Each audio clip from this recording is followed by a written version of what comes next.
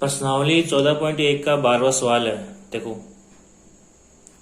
संयोग यानी चांस, ठीक है, इंग्लिश में क्या बोलेंगे, चांस। संयोग के एक खेल में एक तीर को घुमाया जाता है जो विश्राम, विश्राम का मतलब रुकने के बाद, जो विश्राम में आने के बाद यानी रुकने के बाद संख्याओं 1, 2, 3, 4, 5, 6, 7 और 8 में से किसी एक संख्या को इंगित करता है यानी दर्शाता है। यदि ये सभी परिणाम समप्रायिक है यानी इन सभी संख्याओं का तीर के सामने आने की संभावना बराबर है, ठीक है, तो इसकी क्या प्रायिकता है कि यह तीर इंगित, पहला प्रश्न देखो 8 को करेगा, दूसरा प्रश्न एक विषम संख्या को करेगा, तीसरा 2 से बड़ी संख्या को करेगा और चौथा सवाल 9 से छोटी संख्या को करेगा। ठीक है, देखो ये खेल है जिसके अंदर ये तीर का निशान है, ठीक है, यह तीर है और ये बोर्ड है गोल, इसके ऊपर 1 से लेके 8 तक नंबर लिखे हुए हैं, 1, 2, 3, 4, 5, 6, 7, 8, ठीक है, बराबर बराबर दूरी पर ये नंबर लिखे हुए हैं। अब इस तीर को घुमाया जाता है, तो घुमाने के बाद में कुछ समय के बाद ये तीर रुकेगा, तो किसी न किसी नंबर के सामने रुकेगा, ठीक है। तो हमें पहला प्रश्न ये पूछ रहा है कि जब ये विश्राम में आएगा यानी रुकने के बाद ये तीर 8 को इंगित करेगा, इसकी क्या प्रायिकता है, या फिर ऐसे बोल सकते हैं ये तीर 8 के सामने आएगा, इसकी क्या प्रायिकता है, ठीक है। अब देखो पहला सवाल,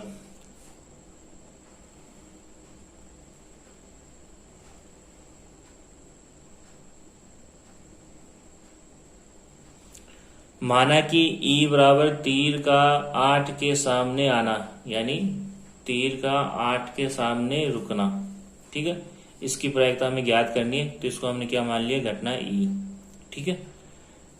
माना कि E बराबर तीर का 8 के सामने आना।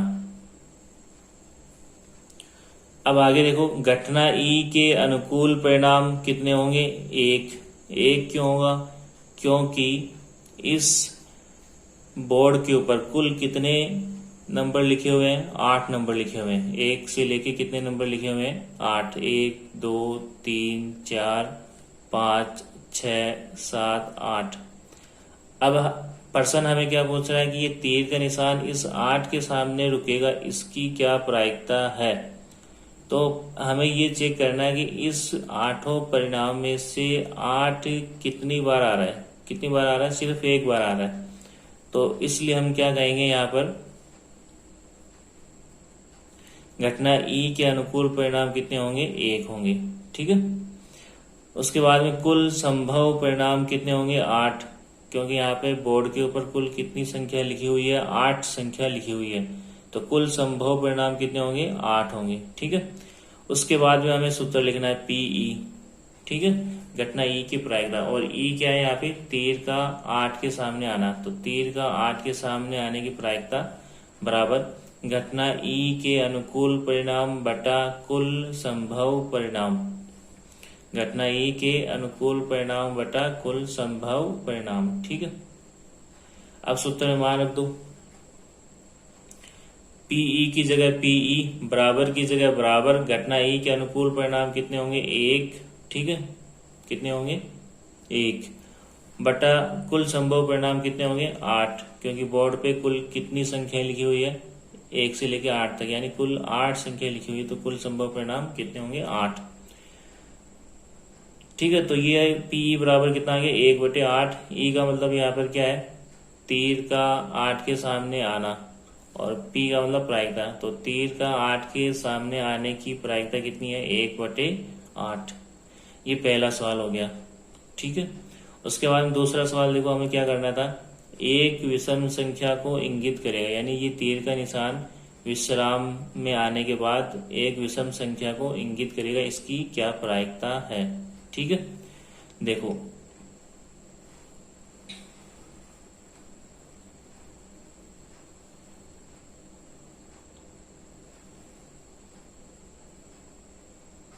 सबसे पहले हम मान के चलते हैं, माना कि ई बराबर तीर का विषम संख्या के सामने आना।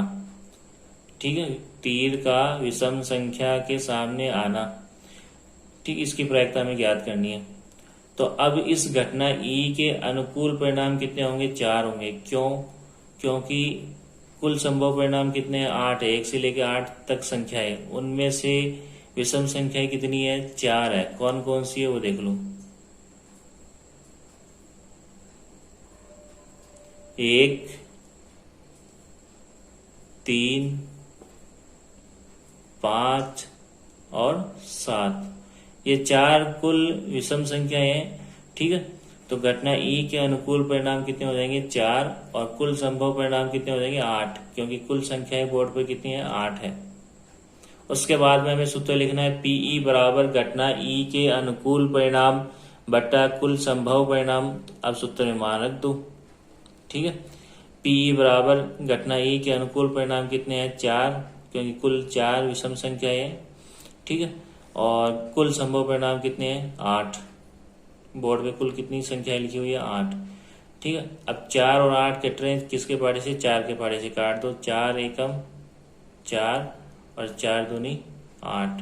ठीक है, अब देखो पीई बराबर कितना आ गया, 1/2, 1/2।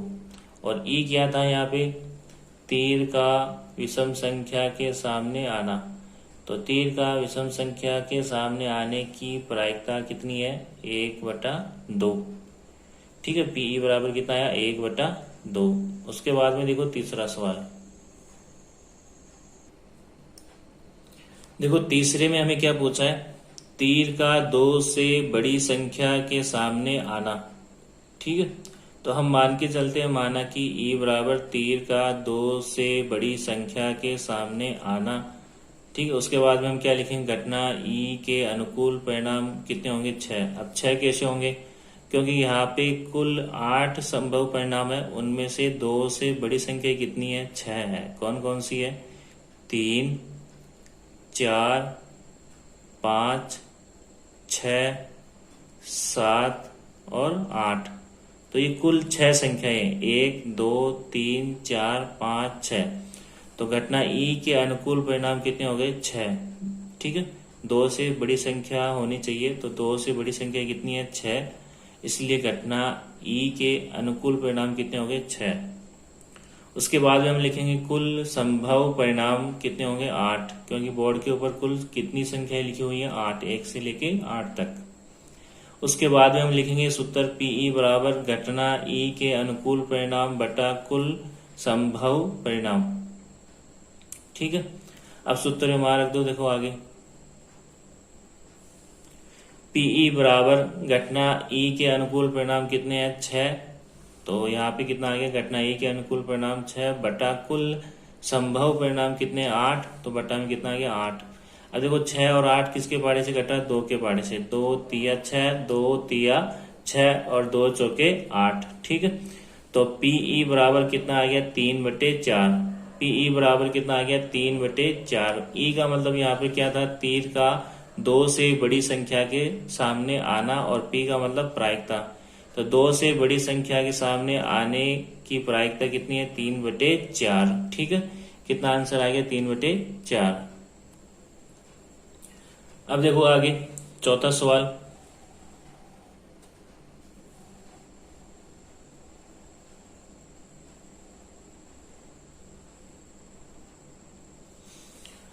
चौथे में हमें क्या पूछा है, तीर का 9 से छोटी संख्या के सामने आना। ठीक है, तो हम मान के चलते हैं, माना कि ई बराबर घटना ई बराबर तीर का 9 से छोटी संख्या के सामने आना, क्योंकि हमें जिसकी प्रायिकता पूछ रहा है वो क्या है, तीर का 9 से छोटी संख्या के सामने आना। उसके बाद भी हम क्या लिखेंगे, घटना ई के अनुकूल परिणाम। तो घटना ई के अनुकूल परिणाम कितने हो जाएंगे, 8। 8 क्यों, क्योंकि यहाँ पे हमें पूछा है 9 से छोटी संख्या। तो बोर्ड पे जितनी भी संख्या लिखी हुई 1 से लेकर 8 तक, वो सभी 9 से छोटी है। तो घटना ए के अनुकूल परिणाम कितने हो जाएंगे 8, और बट्टा में हम आगे हम क्या लिखेंगे कुल संभव परिणाम, और कुल संभव परिणाम कितने हैं 8, ठीक है, क्योंकि बोर्ड पे कुल कितनी संख्या लिखी हुई है 8।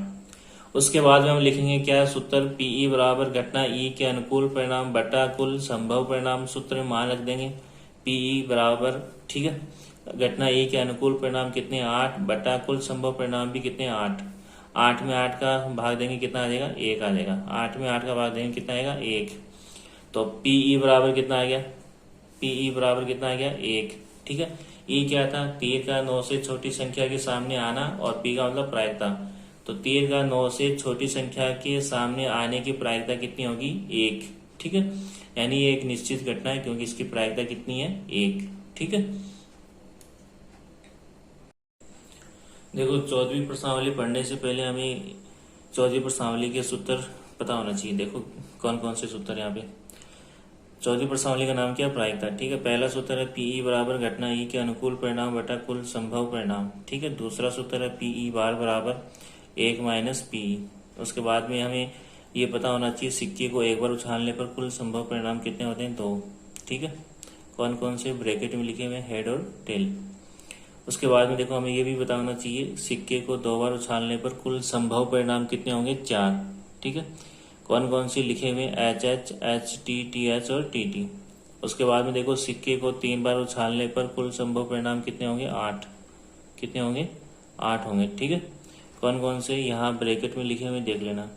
उसके बाद में देखो छठा, पासे को एक बार उछालने पर कुल संभव परिणाम कितने होते हैं 6। कौन कौन से 1 2 3 4 5 6, पासे पर 6 तक नंबर लिखे होते हैं 1 से लेके 6 तक, ठीक है।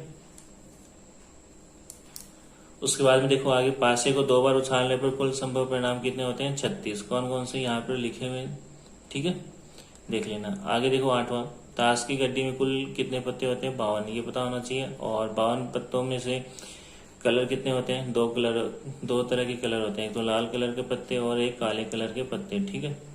लाल कलर के पत्ते कितने होते हैं 26, और काले कलर के पत्ते भी कितने होते हैं 26। आगे देखो लाल कलर के पत्ते को 2 भागों में बांटा जाता है, 13 पान के पत्ते और 13 ईंट के पत्ते, ठीक है। और इसी तरीके से काले कलर के पत्ते को भी 2 भागों में बांटा जाता है, 13 चीड़ी के पत्ते और 13 हुकुम के पत्ते, ठीक है। और उसके बाद में जो ये 13 पत्ते होते हैं वो कौन कौन से होते हैं वो देख लो। सबसे ऊपर आता है बादशाह, उसके बाद में बेगम, उसके बाद में गुलाम, उसके बाद में नंबर आते हैं 10 9 8 7 6 5 4, ठीक है, 3 2, और एक की जगह यहाँ पे क्या आता है इक्का आता है, ठीक है। एक की जगह क्या आता है इक्का, ठीक है ना, एक की जगह क्या आता है इक्का। जो टॉप 3 कार्ड्स होते हैं बादशाह बेगम गुलाम, इनको हम क्या बोलते हैं फेस कार्ड भी बोलते हैं, ठीक है। इनको हम क्या बोलते हैं फेस कार्ड, ठीक है।